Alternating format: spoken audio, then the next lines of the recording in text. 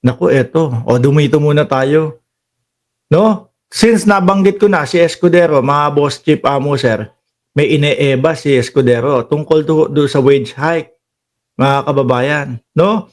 Kasi ho, mga bossing, o yan, ni Yari binanatan eh. Straight, nagpapadikta, o sabi ni Ma'am Lilia Paraiso Bawa, o nagpapadikta si Escudero, no? Kailangan siguro sumunod, no? Kasi kailangan niya yung boto ng Duterte Black para manatili siya sa pagiging Senate President, mga kababayan eh. Kaya sunod-sunuran na lang po.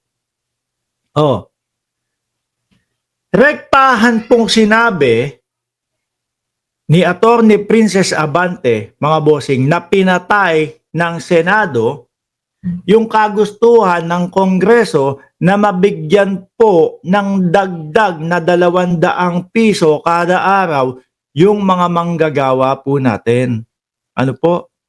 Sa Kongreso, sa madaling salita, ganito, sa Kongreso, gusto nilang pinasa nila yung 200 piso para po sa manggagawa natin. Kung kukumputin mo po yan, kung ang manggagawa natin ay pumapasok po ng 25 araw sa isang buwan. Siyempre, may mga day off. Diba? 200 times 25 times 25, 5,000 po yan, mga bossing. No, yung 5,000 yon, mga kababayan, sabihin na natin, ilagay na lang natin sa kuryente, sa kuryente, sa tubig, sa internet, baka may kasama pang isang sakong bigas. Kung 3,000 ang kuryente, kasi may sinasabi si Marcoleta na pag mababa sa 2,000, ililibre ng gobyerno. So, kinuwenta ko na lang po, 3,000 ang kuryente. Tubig, nasa magkano po? Kami sa Antipolo that time, 400, 500, may 1,500 pa. No? Kung sakali, meron pang bili ng ilang kilong bigas yan. 25, siguro mga 25 kilos. Pagpalagay na natin ganon. Diba? Malaking bagay ho yun. Ngayon, tinulugan daw po. Tinulugan ng Senado, mga kababayan. Kumbaga, take it or leave it, 100 lang ang gusto namin para sa manggagawang Pilipino. Ito, tatamaan dito yung mga DDS na mga manggagawa na halos sumasamba dito sa mga senador na to kasi daw, hinihinto. No? Hinihinto. Hinihinto daw ho kasi, mga kababayan, yung impeachment ni Inday Sara Duterte. Ayan. Sa Senado din, hininto yung pagkakataon na madagdagan ng 200 piso. Hindi na daw po, mga kababayan, bumalik sa kanila ang Senado. Kasi ang sagot naman ni Chis Escudero, House sat on wage hike bill for 16 months. Inupuan daw. Baka may mga kinukumpleto, baka linilinis nilang maigi upang sa ganun, talaga namang talagang masigurado na pagpanik sa inyo, okay na sa inyo lahat. Kasi kompleto ang rekado, pati yung mga komputasyon. No? Ibig bang sabihin yan? Kasi inupuan nyo ng 16 na buwan, pinatagal nyo dyan sa inyo ng 16 na buwan, dito, babalikan namin kayo. Patatagalin din namin. Ganun ba? Ang ibig sabihin yan, Chis Escudero? No, kaya kami, patatagalin din namin. Or, baka kayong kayong Congress, meron pa kayong nalalaman na impeachment? O sige nga, etong wage hike na gusto nyong maipasa, 100 lang bibigay namin, take it or leave it. Sabi po ni Attorney Princess Abante, bakit nyo binabarya ang mamamayang Pilipino? Ako ho, mga kababayan, naniniwala ho ako na yan pong 200 piso per day. 200 piso per day, mga kababayan, na idadagdag sa sweldo ng mamamayang Pilipino, barya po talaga yan, mga bossing. Example na lang po. Like example, mga kababayan, malalaking kumpanya, no?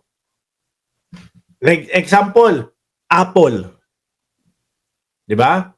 Apple o yung mga iPhone user, no? Yang mga manufacture nila, mga bossing, o yang mga building nila kung saan po ang pagawaan, dinadala po nila yan sa Asia. Nung huling alam ko, nando sa China. Pero ngayon, mukhang umalis na kasi nga, doon sa taripa na 145% ni Trump. Pagpalagay na natin, nasa Pilipinas yung gawaan, mga bossing. No? Nasa Pilipinas. Kung dadalhin nila yan sa bansa nila at doon magmamanufactured nung iPhone na yon at doon gagawin yung iPhone, mga bossing, sa Estados Unidos, kung di ako nagkakamali, mababa o baka sakto lang ang $20 per hour. Magkano yun? $20 per hour? O, 1,100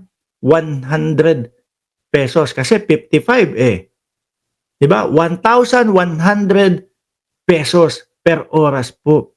No? Dito hinihingi lang ng Kongreso 200 lang. No, tapos babawasan pa ng Senado 100 lang, take it or leave it. Tapos hindi na sila binalikan.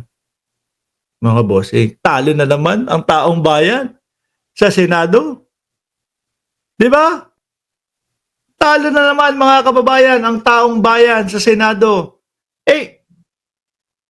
Baka, eto sa akin lang naman ho to. Sabi ni Lynn Mariano, Thailand and Vietnam ang iPhone, not China anymore. Pero nasa Asia pa din. Kasi mababa nga. Di ba? Kasi mababa ang pasweldo dito sa Asia. Pero magkano ang iPhone? Nagkakahalaga, 100,000 piso na ho, mga bossing. Siyempre, kapag kayong mga materyales niya, kukuhanin nila yan, bulto-bulto. Yung mga materyales na siguro papataku yan, mga kababayan. Baka naglalaro sa 20 cents kada isang tas gagawin. Tubo pa din nila, napakalaki pa din mga bossing. Diba, napakalaki pa din po para doon sa hinihingi ng Kongreso para naman po dito sa ating mamamayan na makakilos ng maayos at lumuwag ang buhay, 200 piso. Walang-wala po yan. $4 per day. $4 per day times 25. $100. $5,000 nga. $100. Samantalang doon sa bayan nila, pag ginawa ho yan, mga bossing, magkano po? 'Di ba? Ang hinala ko dito, baka may mga negosyante na kailangan silang protektahan, no? Dahil mababawasan yung kita. Tingin ko lang naman ho doon, mga kababayan. Posible, pero posible din pong hindi. Pero ang nakikita ko sa sagot ni Chis Escudero, kung sila nga inupuan ng 16 na buwan, kami din, ganun din ang gagawin namin. Di po ba? Malay mo naman, yung 16 na buwan na yun, para mas linisin at kumpletuhin. Diba? Para linisin at mas kumpletuhin, para pagdating sa inyo, madali nyo nang maiintindihan. Diba? Kasi baka siniisip siguro ng Congress, kasi yung mga utak nitong mga to, nakapokus na kung paano ililigtas yung mga Duterte. Kumpletuhin na natin. Kumpletuhin na natin para kapag pasa sa kanila, madali na maipaliwanag at madali nilang intindihin.